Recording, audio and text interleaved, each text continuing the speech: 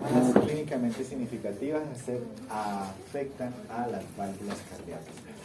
Las lesiones pueden causar estenosis valvular, que ya dijimos que era estrechamiento de las válvulas, insuficiencia valvular, que la insuficiencia es la incapacidad de la válvula para cerrar completamente, esa sería la insuficiencia valvular, o ambas, estenosis e insuficiencia. La estenosis de una válvula o la falta de apertura completa impide el flujo de sangre hacia adelante, generando ruidos cardíacos anormales que se interpretan como soplo. Entonces, vamos a empezar a ver esas enfermedades en las válvulas cardíacas. Los soplos. Aquí tenemos la figura A que muestra endocardiosis en un perro. Y ojo, el sufijo osis, endocardio, pues hace referencia al endocardio, y el sufijo osis significa degeneración. Degeneración o necrosis. Eso significa el sufijo osis. ¿Listo? Entonces, las válvulas cardíacas ustedes las pueden ver lisas, brillantes, nodulares y engrosadas. Ojo, lisas, brillantes, nodulares y engrosadas. Entonces, ¿sí ven las bolitas? ¿Sí ven las bolitas? Por eso son nodulares. Y ese aspecto nodular le sugiere a usted que hay un proceso de degeneración en el endocardio de la válvula. ¿Listo? Además de lo liso y de lo brillante. ¿Cómo será la capacidad de esa válvula para cerrarse? Pues va a ser reducida o va a ser limitada. ¿Listo? Por lo tanto, habría una insuficiencia valvular. Esto es de la válvula atrioventricular izquierda. Ahí tenemos el ventrículo izquierdo, por eso la pared del ventrículo y el septo es más grueso, y arriba tenemos el atrio. ¿Listo?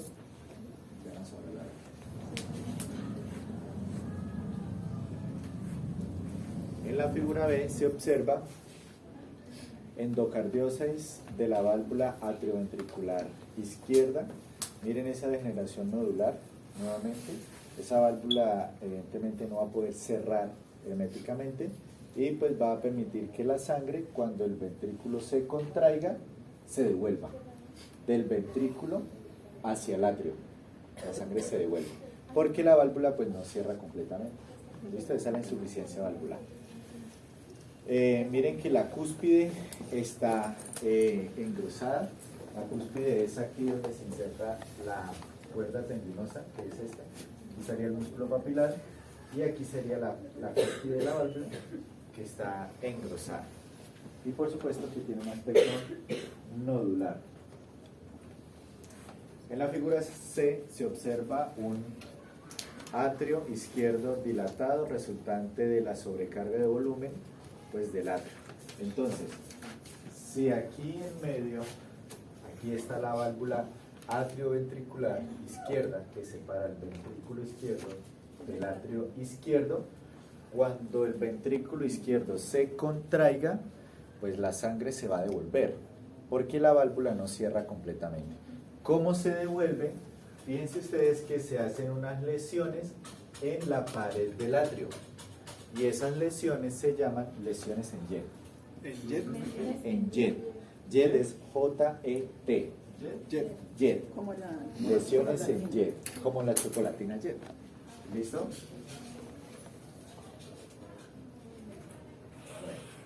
¿Ves? Fíjense que el ventrículo se contrae con tal fuerza que la sangre que pasa por el orificio que queda en medio de las válvulas es como si usted tuviera una manguera y le pusiera un dedo. Eso usted aumenta la presión.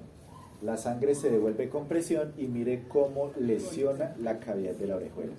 Ahora, dice que hay unas lesiones en la pared del atrio, las cuales llevan a hemopericardio. Es decir, esta lesión es tan fuerte que el ventrículo se contrae, la sangre se devuelve, golpea la pared del atrio y lo golpea y lo daña tanto que luego la sangre se sale para el espacio pericárdico. Entonces aquí afuera pues va a haber hemopericardio. Sangre en el pericardio. Sí, en el espacio pericárdico. Profe, esto es cuando vuelve la sangre del ventrículo derecho, ¿cierto? Ahí se lo está mostrando en el izquierdo. ¿Es en el izquierdo? Sí, señor, es el izquierdo. Ahora, histológicamente, ¿cómo es una válvula? Ahí está. Entonces una válvula tiene endocardio, que son células epiteliales simples planas, con una matriz de tejido conectivo y fibras de músculo liso. Eso es el endocardio. ¿Matriz de qué? De tejido conectivo y fibras de músculo liso. Esa es la histología de una válvula. Miren muchachos y grábense en su cabeza cómo es de gruesa y cómo es de bonita una válvula cardíaca. Ahí está bien. Esa es histológica. Sana. Por eso aquí dice que la Anormal. figura A es una válvula Normal. normal. ¿Listo? Ahora veamos esa válvula que habíamos visto nodular, que habíamos visto lisa y que habíamos visto brillante, ¿cómo es en la histología? Está afectada, ¿eh? Se puede ver que una hoja de la válvula está afectada con degeneración mixomatosa, con estrato espongioso desincrementado de una válvula atrioventricular. ¿Listo? Miren que tiene mayor cantidad de tejido conectivo. Y esa era la degeneración valvular que habíamos visto hace un momento. Cuando se le hace una coloración especial como Alician Blue, que permite colorear proteoglicanos que son del tejido conectivo, ¿cuánto tejido conectivo tiene una válvula degenerada? Mucho. Mucho. En este caso el tejido conectivo se observa de color azul. ¿Listo? Azul. Entonces, en la degeneración mixomatosa hay proliferación de tejido conectivo.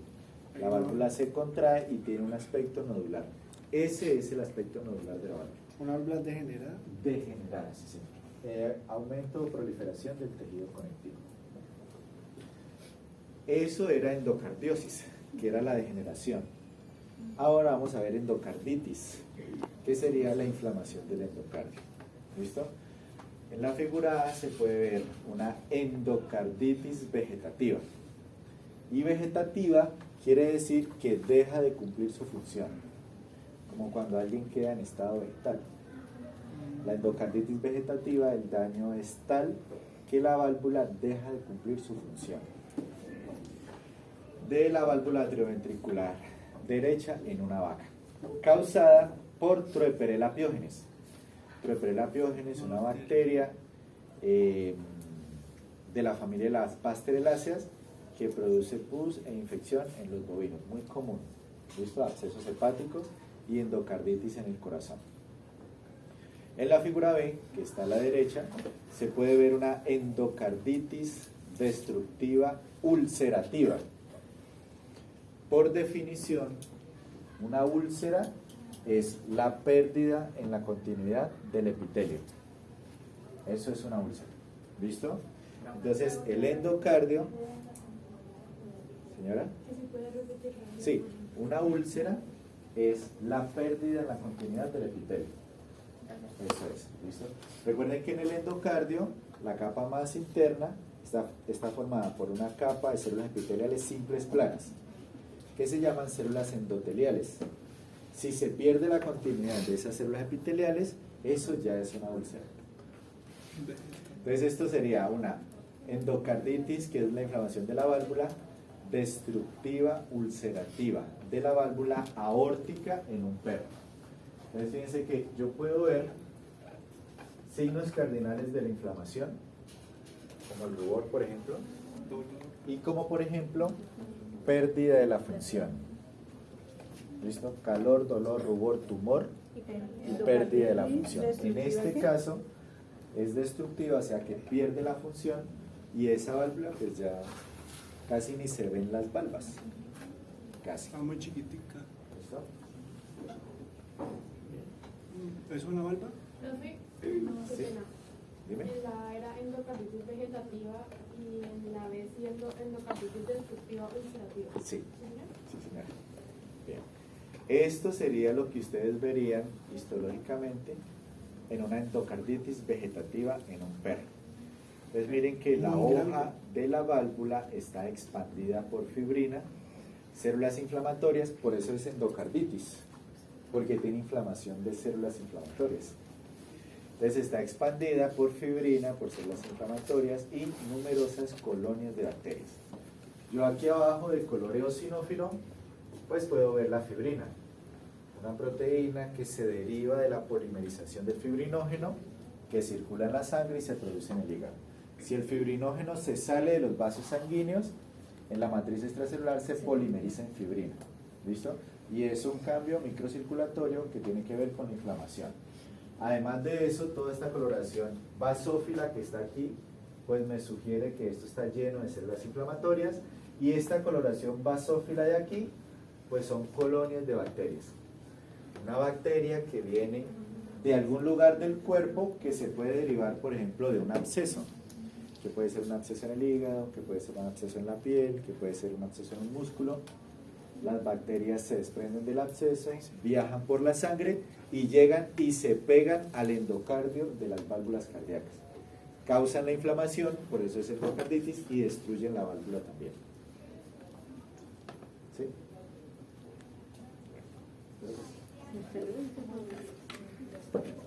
Para confirmar que allí hay bacterias, pues se hace una coloración especial, que se llama tinción de Gram. La tinción de Gram permite diferenciar gram positivas de gram negativas. Las gram positivas se tiñen de azul o violeta, las gram negativas de rosado o de rojo, y se diferencian prácticamente porque unas tienen lipopolisacárido y otras tienen proteoglicanos azúcares. ¿Me repite el color de cada una? ¿De la positiva qué color es? ¿De la gram positiva qué Azul y tinción violeta. tiene? Azul o violeta. Bueno, ¿Y la entonces, negativa? Rosa o rojo. esta que es la matriz mesenquimatosa de la válvula, pues me está mostrando que hay un montón de bacterias que en tinción de Gram se tiñen de color azul. La positiva. Por lo tanto, son gram positivas. ¿Listo? Para el caso del ejemplo, el libro menciona Erysipelotrix russopatiae. ¿Y en español? Erysipelotrix russopatiae. ¿Listo? Ojo. Erysipelotrix russopatiae, una bacteria gram positiva que causa enfermedad en los cerdos. La enfermedad se llama enfermedad de los diamantes. Y se llama enfermedad de los diamantes porque sobre la piel del animal se forman unos rombos de color rojo, como si fuera un diamante. Eso se llama enfermedad de los diamantes. ¿Listo? Bien. Eso es porque ya causa vasculitis. Bien. Ahora vamos a ver enfermedad del pericardio. Recuerden, muchachos, que hay dos pericardios. Pericardio parietal, que es una bolsa de tejido conectivo, y pericardio visceral, que es una capa de tejido conectivo que rodea el corazón. ¿Listo? La enfermedad primaria limitada al pericardio es rara, o sea, poco común. Tiene una estrecha relación anatómica el pericardio con el corazón, los pulmones y la pleura.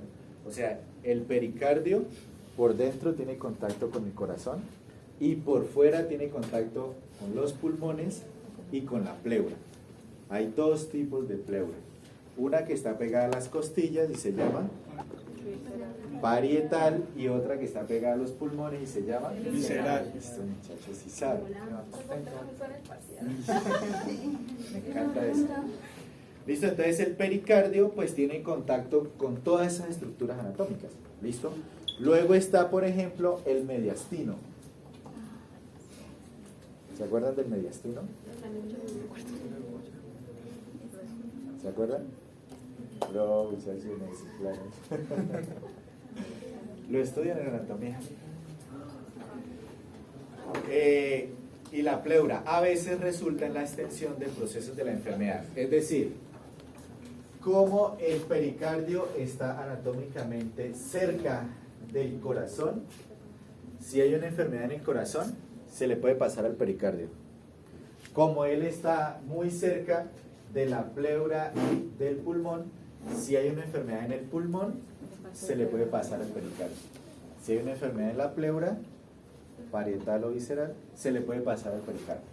Pues porque él está en contacto directo con ellos. ¿Listo? La cavidad pericárdica puede comunicarse con la cavidad peritoneal. Recuerden que en el diafragma hay unos hiatos. El esofágico, que es por donde el esófago pasa a través del tórax, pasa el diafragma por medio del hiato y llega al estómago. El aórtico, que es del ventrículo izquierdo, sale de la arteria aorta, de la cavidad torácica y se convierte en aorta abdominal. ¿Y de la vena? ¿Sí o no? el de la vena cava, que viene del hígado, atraviesa el diafragma por medio del hiato y llega al atrio derecho del corazón. ¿Qué otro? Ya no me utilizó. No, son 4. Falta otro. ¿El intestino? ¿Cómo así? Falta otro. Señores, conducto torácico. El vaso linfático más grande del cuerpo. ¿No? Bueno, sigamos. ¿Cómo se llama, profe? Entonces, conducto torácico. La cavidad pericárdica puede comunicarse con la cavidad peritoneal, porque del corazón sale la arteria aorta, entra la vena cava, atraviesa en el diafragma para salir a la cavidad abdominal. ¿Listo? Entonces el pericardio pues puede comunicarse con la cavidad abdominal. Imagínense eso. Por ejemplo, en una hernia diafragmática peritoneo-pericardial congénita, el intestino que está en la cavidad abdominal puede meterse por ese hiato y quedar dentro de la cavidad pericárdica alrededor del corazón. En un accidente puede suceder que las asas intestinales terminen alrededor del corazón, dentro del saco pericárdico. El diafragma. Porque por el hiato pues se puede meter y quedar en el espacio pericardial.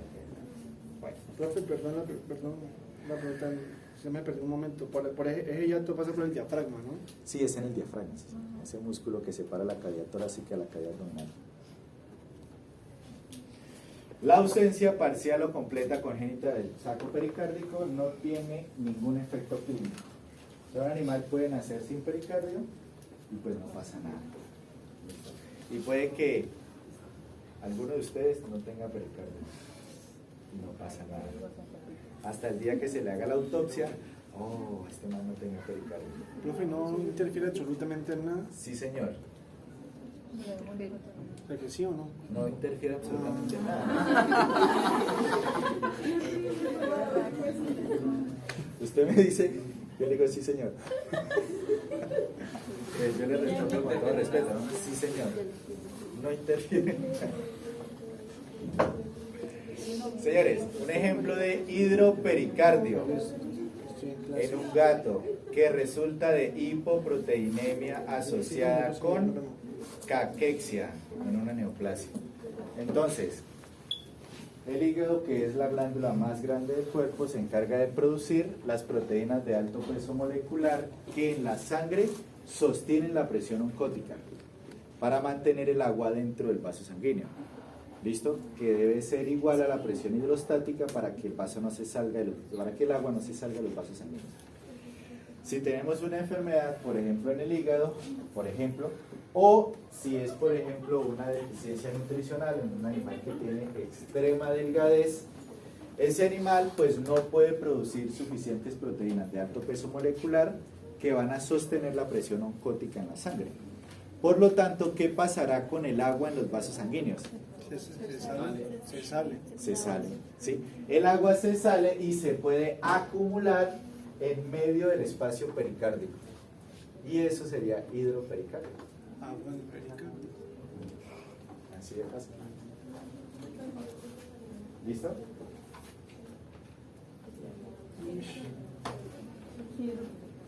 Otro ejemplo, hemopericardio. Estamos en enfermedades hemopericárdicas, ¿no? Hemopericárdico sería la acumulación de sangre en el espacio pericárdico. Entonces, hemopericardio agudo severo en un perro después de la ruptura de un hemangiosarcoma. Un hemangiosarcoma, muchachos. Hemangio es de los vasos sanguíneos y la terminación sarcoma denota malignidad en los crecimientos neoplásicos. ¿Listo? Entonces, en el atrio derecho había una neoplasia, que mal se conoce como un tumor, que es de los vasos sanguíneos y botó mucha sangre. Y esa sangre se acumuló en el espacio pericárdico. ¿Listo? ¿Cómo será la dificultad de este corazón para hacer sístole y diástole? Si acá fuera esto, con esto, pues no permite que... ¿Ves? Bien. Hay otras enfermedades como por ejemplo atrofia serosa de la grasa epicardial. Recuerden que otra estructura anatómica del corazón es el surco coronario, lugar donde se deposita la grasa, y es normal, ¿sí? Si hay una degeneración o una necrosis de la grasa, pues miren que el surco coronario no es ni blanco ni amarillo, sino que es rojo claro. Es decir, este surco coronario, ¿de qué color debería ser? Blanco o amarillo, porque pues está llenito de grasa y es normal. Pero miren que hay una de la grasa epicardial. ¿Listo? Pero miren que allí hay una degeneración de la grasa. Dice, en el cual pues se ve el espacio translúcido, gelatinoso alrededor del surco coronario. Eso en una alpaca caquéctica. O sea, se le acabó la comida y se tuvo que consumir sus propias reservas. En ese caso la grasa. Un ejemplo de pericarditis fibrinosa. Ya hemos dicho que el fibrinógeno está en la sangre, se sale del vaso y se polimeriza en fibrina. La fibrina desde el punto de vista macro se puede ver de color blanco o amarillo. En este caso, ese pericardio de color amarillo se debe a la sobredeposición de fibrina, porque el fibrinógeno se sale de los vasos sanguíneos. ¿Listo? Entonces se puede ver un gran engrosamiento del saco pericárdico, extensiva fibrinosis exudada en el pericardio, acompañado por hemorragia epicardial. Entonces, ¿hay bacterias? ¿En ese caso habrían bacterias? No, no señor, solo fibrina. Pues lo que dice que es exudado. Pues exudado, pues quiere decir que tiene que ver con edema, que es un proceso inflamatorio. Sí. ¿Sí? Y tiene que ser un exudado sí o sí, porque el exudado es rico en proteínas. Y en este caso la proteína, pues es la fibrina. Por eso es un exudado. Sí, no, yo que Usted decía engrosamiento del saco pericárdico acompañado de qué, perdón. Otra vez. Acompañado de exudado fibrinoso. ¿Listo? Y miren la superficie del corazón, pues que tiene un montón de hemorragia. Oh, por Dios, se me acabó el tiempo. ¿Podemos acabar este capítulo, muchachos? ¿Falta poquito? Sí, falta poquito. Tranquilo. Vamos a ver cuánto falta. Vamos en la 51 de 61. Espera. ¿Qué son 10 por 5? Ah, son puras. Claro, profe, acuérdenos de lo Sí, que hay cosas fáciles en esta vida y los parciales de este profesor. Sí, lo acabamos. ¿Quiere que salga? Profe, pero el parcial lo hacemos en pareja y nosotros le dijimos el parcial. Muchas gracias, nos vemos la próxima.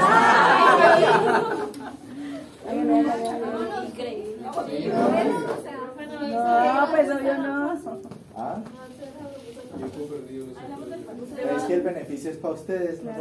Porque están viendo la clase completa. Sí, terminemos, eso es rápido. Vea. Pericarditis, o sea, inflamación del pericardio. Constrictiva crónica. Es constrictiva porque se pega al corazón y evita que se pueda hacer diástole sistólica. ¿Listo? Esto es típico de retículo pericarditis traumática. Ojo, cuando dice retículo, está haciendo referencia a uno de los compartimientos del estómago del rumiante. Rumen, retículo, omaso, abomaso. Si el rumiante se come una puntilla, del rumen pasa al retículo. Y en el retículo, cuando él se contrae, la puntilla lo atraviesa y llega hasta el pericardio. Por eso es retículo pericarditis. La puntilla desde el retículo llega hasta el pericardio y siembra un montón de bacterias en el pericardio. ¿Listo? Noten una banda amplia de fibrosis en la superficie del corazón. Otro ejemplo de enfermedades comunes en el corazón: hay hemorragia epicardial severa con fluido excesivo pericardial conteniendo fibrina, en la enfermedad del corazón de mora en un cerdo. Entonces, aquí está el espacio pericárdico, ¿no? Miren que este líquido es de color amarillo, y es de color amarillo porque está lleno de fibrina. Ya habíamos dicho que la fibrina pues era de color amarilla o blanca. En el corazón se observa un cambio de color a rojo extenso que corresponde a múltiples hemorragias debido a la deficiencia de vitamina E y selenio en la enfermedad del corazón de mora. ¿Listo? Otro ejemplo de necrosis extensa del miocardio. La necrosis en el músculo estriado, no importa si es cardíaco o esquelético, se observa como áreas pálidas con hemorragias en la enfermedad del corazón de mora. Enfermedad del corazón de mora producida por deficiencia de vitamina E y selenio, que son antioxidantes. E y selenio. Microscópicamente ustedes van a ver hemorragia miocardial con necrosis y mineralización de los miocardiocitos en la enfermedad del corazón de mora. Por definición, hemorragia es la salida o el escape de los glóbulos rojos de los vasos sanguíneos, que puede ser por rexis o puede ser por diapédesis. Estos muchachos sí saben. ¿Listo? Noten ustedes que los glóbulos rojos están en medio de las fibras musculares estriadas cardíacas, porque se salieron de los vasos sanguíneos. Por eso habíamos visto múltiples hemorragias en el epicardio del corazón. En la enfermedad del corazón de mora también se pueden observar lesiones en otros órganos del cuerpo. ¿En el cerebro? Por ejemplo, en el cerebro se puede ver leucomalacia. El prefijo leuco significa blanco, o sea, la sustancia blanca del cerebro, no en la gris, sino en la blanca. Y malacia, que es la necrosis de licuefacción, la única que puede suceder en el sistema nervioso central.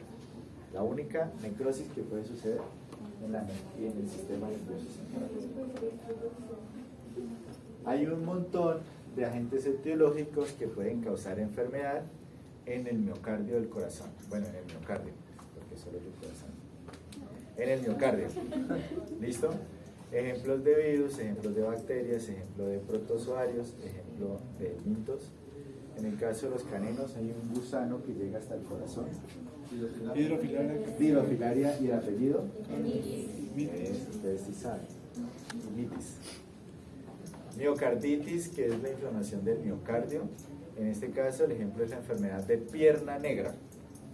Pierna negra, una enfermedad común en los bovinos causada por una bacteria que se llama Clostridium shawei, que produce un montón de toxinas que causan necrosis y hemorragia en el músculo estriado.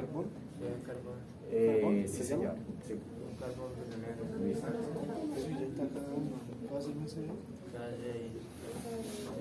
En la figura B se observan miocarditis coalescente en la pared del ventrículo causada por un hongo que se llama Blastomyces dermatidis en un perro. Entonces miren los focos que van creciendo y se unen unos con otros, por eso es multifocal a coalescente.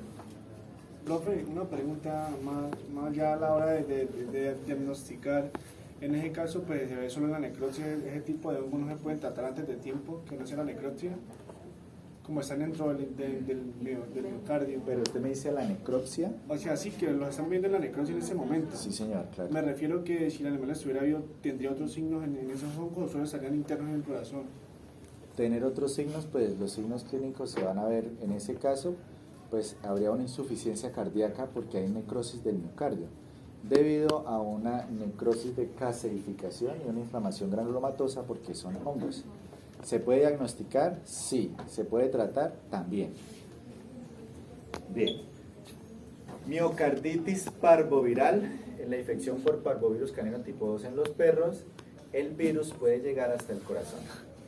Y en el corazón, pues miren, unas áreas blancas, amarillas o rojo pálido que corresponden con necrosis de coagulación en el corazón, debido a la infección por el parvovirus. Otro ejemplo, esto sería una miocarditis linfoplasmocítica causada por Trypanosoma cruzi, que llega hasta el corazón, muy común en bovinos. Se pueden ver los amastigotes de este parásito en el pseudoquiste, que serían estos puntos de acá. ¿Listo?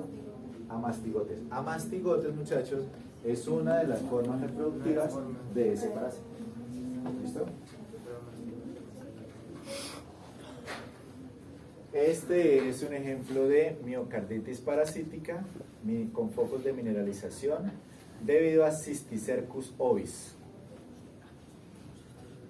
¿Listo? Recuerden que Cysticercus es una de las formas reproductivas de las tenias. ¿Listo? De las tenias. De la tenia que ponen sus huevos, que se puede transmitir por agua contaminada. Luego alguien se consume un pedazo de carne infectada, ella pasa al intestino, llega a la sangre y luego se enquista en el corazón. Es una óptica. Entonces mucho ojo con la carne que se consume. Muchas gracias.